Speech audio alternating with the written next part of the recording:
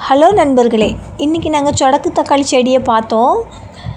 இதெல்லாம் சின்ன வயசில் நாங்கள் நிறையாவே இதோட பழங்கள் சாப்பிட்ருக்கோம்.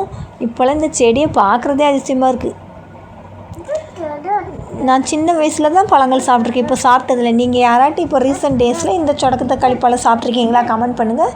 செம்ம டேஸ்ட்டாக இருக்கும் பழம். நானும் செடி நிறையா இருக்கேன்னு சுற்றி தேடி பார்த்துட்டே ஒரு பழமும் இல்லை. சரின்னு சொல்லிவிட்டு அந்த காயோடு இருக்கிற அதை தான் பறித்து விளையாடலாம். நெத்தியில் அடித்தா டப்புன்னு சத்தம் கேட்கும். நீங்கள் இந்த சொடக்கு தக்காளி பழம் சாப்பிட்ருக்கீங்களா? கமெண்ட் பண்ணுங்கள். இந்த வீடியோ உங்களுக்கு பிடிச்சிருந்தா லைக் பண்ணுங்கள், கமெண்ட் பண்ணுங்கள், சப்ஸ்கிரைப் பண்ணுங்கள்.